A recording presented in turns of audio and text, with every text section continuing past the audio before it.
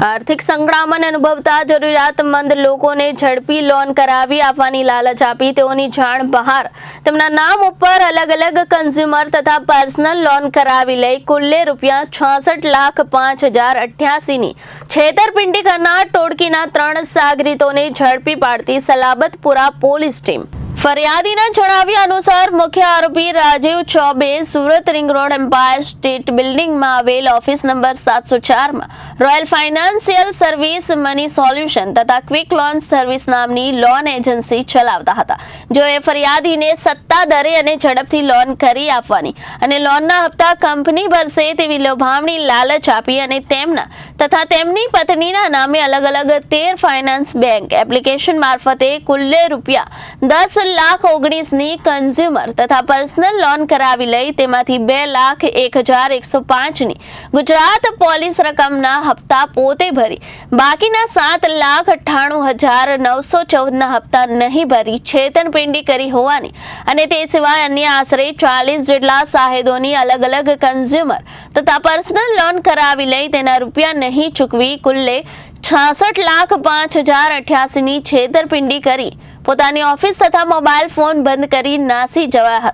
વગેરે બાબતોની ફરિયાદ આપતા સલાબતપુરા પોલીસ સ્ટેશનમાં ગુનો રજીસ્ટર કરવામાં આવ્યો હતો, જે ગુનાની ગંભીરતાને ધ્યાને લઈ સદર ગુનામાં છેતરપિંડી આચરવામાં સંડોવાયેલા આરોપીઓને ઝડપી પાડવા માટે જરૂરી સૂચના આપી હતી, જે આધારે સલાબતપુરા પોલીસ સ્ટેશનના પોલીસ માણસો ફરિયાદી તથા ભોગ બનનારની પૂછપરછની આધારે આરોપીઓને શોધી કાઢવા સારો ટેકનિકલ તથા હ્યુમન સોર્સિસના આધારે વર્કઆઉટમાં હતા।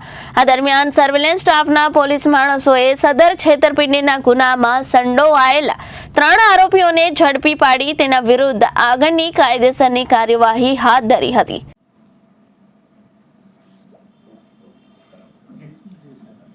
સલાબતપુરા પોલીસ સ્ટેશન ખાતે એક ગુનો નોંધવામાં આવ્યો છે। આ ગુનામાં હકીકત એ મુજબ છે કે 3 વ્યક્તિઓ રાજેશ, વિરેન્દ્ર ચૌબે, સરફરાઝ અને મોનિકા આ 3 વ્યક્તિઓએ એક ફાઇનાન્શિયલ કંપની અહીંયા સલાબતપુરા પોલીસ સ્ટેશન વિસ્તારમાં એમ્પાયર બિલ્ડિંગમાં શરૂ કરી હતી। તેઓ ફાઇનાન્શિયલ સોલ્યુશન્સ એ નામની ચલાવતા હતા, રોયલ ફાઇનાન્શિયલ સોલ્યુશન્સ, જેમાં એ લોકો જુદા જુદા ગ્રાહકને લોન અપાવતા હતા। આ લોનમાં એ લોકો ગ્રાહકો પાસે કન્ઝ્યુમર લોન પહેલાં અપાવતા, પછી કન્ઝ્યુમર લોન અપાવી અને એને પછી એના ઉપર પર્સનલ લોન અપાવડાવતા અને મેક્સિમમ જે પણ લોન અપાવી શકે જે ઓનલાઈન જુદી જુદી ફાઇનાન્શિયલ બેંક્સ છે એના થ્રુ એમ અપાવતા હતા અને પછી એમના જે નાણાં હતા એ પોતાના એકાઉન્ટમાં મેળવી લઈ અને પછી એ નાણાંનો એ લોકો ઉપયોગ કરી અને જે ભોગ બનનાર હતા એને કોઈ પણ જાતની સર્વિસીસ મળતી ન હતી અને એ પ્રકારનું ફ્રોડ એ લોકોએ આચર્યું હતું।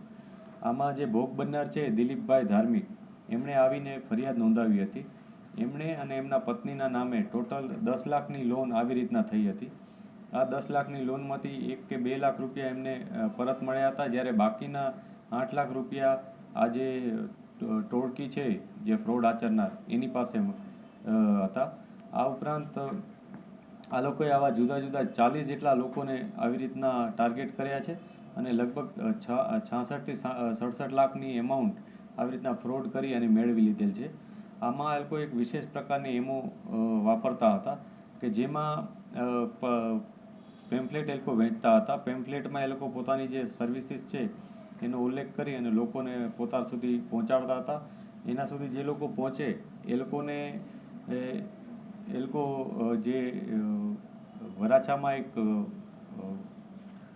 અજય વાગડિયા કરીને છે, અજય ગુણવંતભાઈ વાગડિયા, એ ફોન બુક કરીને પોતાનું એક શોપ ચલાવે છે, ત્યાં મોકલતા હતા। ત્યાં એ લોકોને મોબાઈલ, એસી વગેરે જે ઇક્વિપમેન્ટ્સ હોય છે એ વેચવાના બહાને એમને કન્ઝ્યુમર લોન અપાવડાવતો હતો।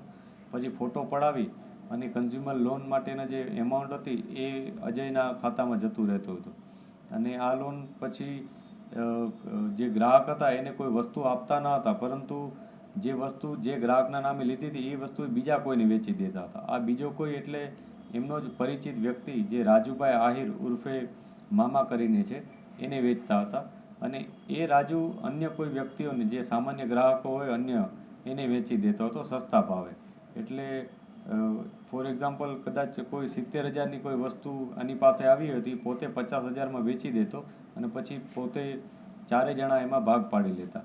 એમાં ગ્રાહકો પાસે લઈ જનાર વ્યક્તિઓમાં સંતોષ સિંઘ અને ગોપાલ કરીને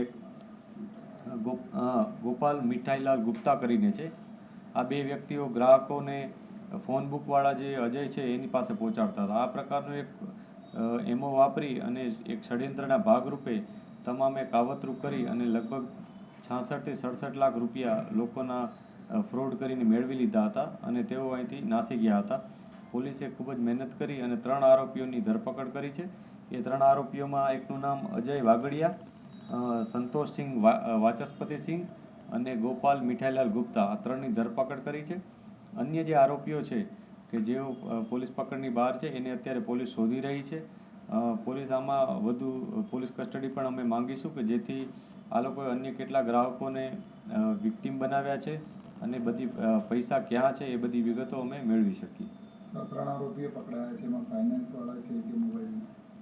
આમાં જે 3 આરોપીઓ પકડાયા છે એમાં 2 વ્યક્તિઓ જે ગ્રાહકો હોય છે એને ફોન બુકવાળા અજય સુધી પહોંચાડનાર એક મીડિયેટર તરીકેના છે.